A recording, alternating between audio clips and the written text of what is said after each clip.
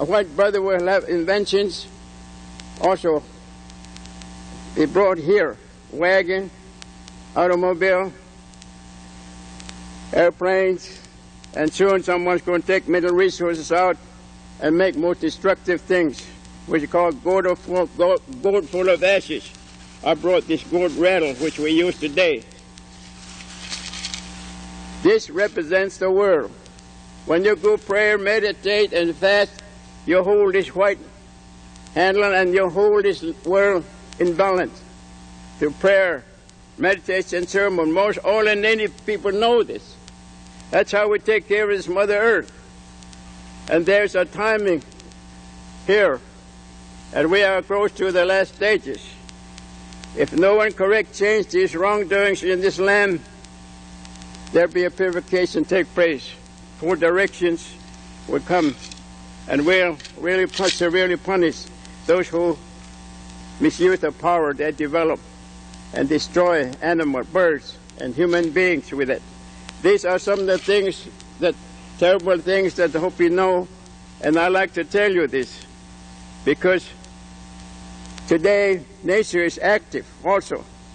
There's terrible earthquakes right now in different places, landslide,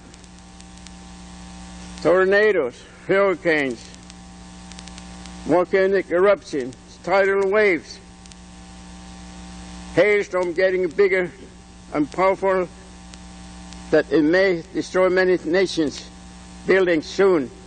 If we do not stop messing with chemical stuff, releasing this bad chemical stuff that's going to go up in the air, there'll be like a gas fume up there. They say it might burn up someday. We're going to have fire up there in the sky. We're getting close to that time. And that bad air will come closer and closer. Birds flying up there, they fall down.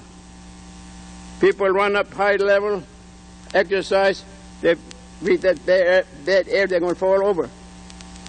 Bears come into the cities, warning of people that human beings are chopping down trees, their homes, their food. They come and tell you, but they don't understand. Whales came into San Francisco telling the people, you're pollution ocean out there. We can't live anymore. You must stop it. But we don't listen. These are some things that Hopi were concerned when they throw that gold full of ashes on Hiroshima and Nagasaki, burn everything to ashes, living things underwater so hot that many things died from heat. There's weight, poison air floating there, still coming, affecting animal, birds, and plant life. Deformed babies appearing. And in the Hopi and Navajo area, they pick up this uranium.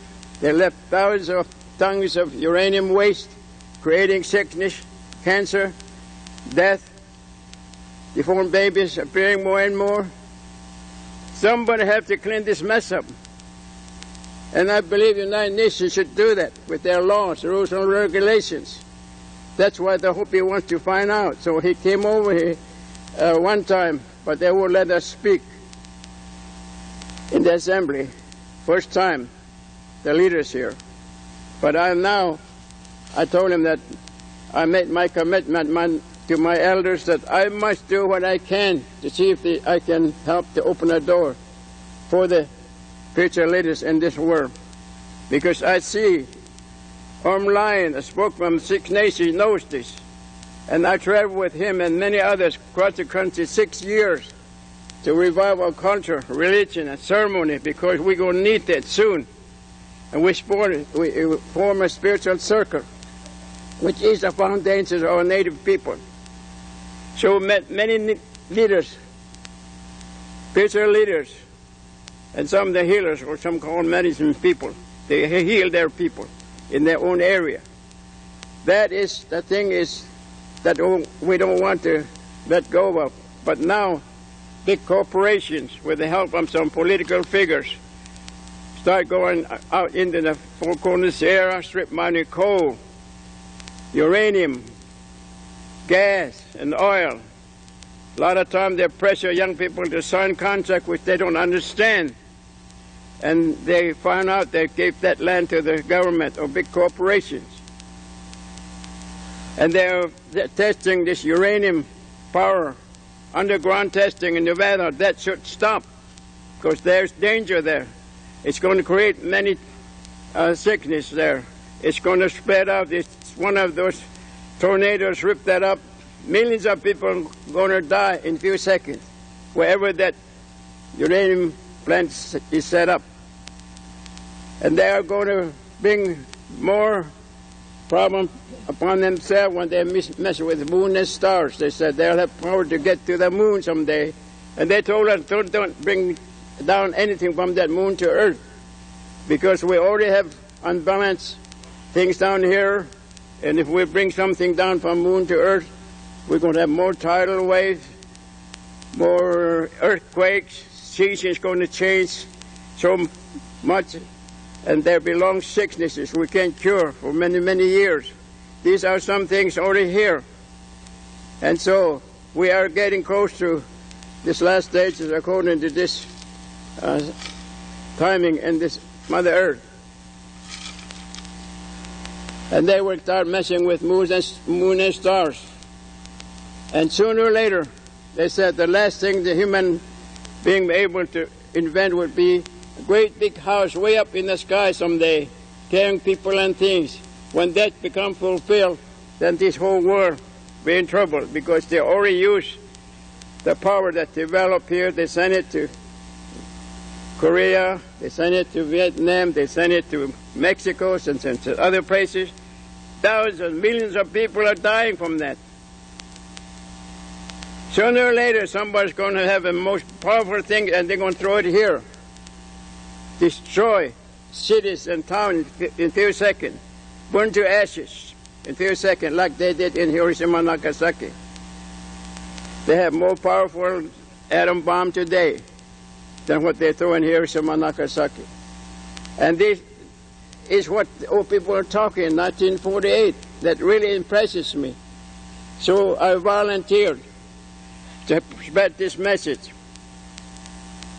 And Hopi means peace for a person, kind, gentle, truthful, humble person. And the Hopi don't believe in army or going in a war, go to other countries to disturb land and life any place. They said if we do that, we are inviting greater punishment in later time. So don't go over there and destroy life any place. Our way is to take care of this land and life in balance through prayer, meditation, and sermon. That's the only way we are going to survive in later time. So they had registered many young people to go in the army. First World War, terrible things happened. But the humans don't understand the problem, the misery of many people, many deaths, but they improved their instruments of warfare, and they have a Second World War. And that's what they throw atom bomb. And the Hopi said, now we are enduring the most difficult period in our life. We must clean up this mess. If we start cleaning up this mess, many lives will be able to survive and go on into good life again. But if we don't clean up this, we can have all this instrument developed, highly developed, and pretty soon we're going to burn ourselves up to ashes, they said. So we have two roads, a spiritual path led by the Great Spirit that we are taking care of this land in that way. White brother came, we put him up on the upper road, materialistic path. He's inventing many things, and he thinks he can make more power and money and good time, and he's going to blow the whole world up. And there's a line where we may be able to come. That's where we are today. And the Hopi say, we have known 2 world wars already gone. It's possible that we may create 3rd World War. And the Hopi felt Persian Gulf was the beginning of 3rd World War, but it stopped. They did not use all the most advanced military destructive things, but it stopped, and there's now a chance for all people around the world to weigh that, what we are doing in that way. Are we going to bring peace and justice and happiness, religious freedom, equality, human rights by doing that any place? It's time we put that aside. It's time we get to leaders who are doing that. Big corporations to stop going out and for money, chopping all the trees every day, polluting rivers everywhere, taking land and life from native peoples whose life was being uprooted every day. Thousands of people are destroyed in this country. And I talked to the people about spiritual things. And they said, the white brother's supposed to know this. And they told me, many grandparents used to tell me when they were growing up, don't you lie, don't you steal, don't you take anything that doesn't belong to you without permission. And the same principle that white brother had in the Bible. And every president of the United States, when get in the chair, they swear on that Bible. I think somebody is violating the law of the Great Spirit, law of nature. I think we are headed for the most destructive thing if we do not correct, change, and turn around and make life beautiful, clean, and lasting for the Great Spirit. And that's what the Hopi say, that they will do all they can to help keep this land in balance. So when Second World War came, I did not register because I said Hopi means peace, kind, gentle, truthful, and humble person. I didn't register for the army. So the FBI caught me and put me in county jail for a whole month. No trial, no question of anything. They kept me in the prison for a whole month. Then let me go. Second time they picked me up and threw me in prison again for 3 weeks, and they finally gave me a year and a day in federal prison camp in down Tucson. We were building a road up on top of Mount Lemmon down Tucson. I spent a year and a day over there. When I came out, released from that, I was just working with my elders, religious leaders. Then I got picked up again. This time I was put in jail for 5 years for not registering. I want to be peaceful person, humble person. I don't want to hurt anyone. I don't want to destroy people on the other side of the world. It's come from my heart. It comes from my people's belief that we must not go in the army. No native people should be forced to go in the army. It's a white people supposed to protect this land and take care of these native people here, not use them. But that's what's happened, because sooner or later, purification will take place, and there's no way out of it.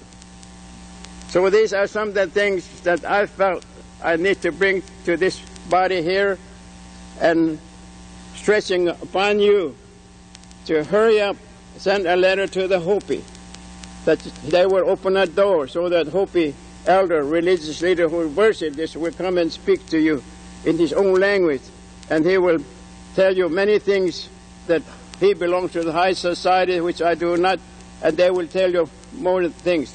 And I'm sure that Six Nations have men like that who will come also, and other four direction leaders.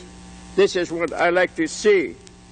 And I felt the world is really in trouble right now. Like in Oxford University, 1988, Orm Lyons were the only one that went over there. And they said, what shall we do? The world's in trouble. We all live in this one world. Who has the answer? Spiritual leaders, 100 spiritual leaders, or 100 political figures, or grassroots people? Who has the answer? We need to survive. This is what they're saying. So Orm Lyons was there, and I'm very happy that he gave us a chance to also some of the people in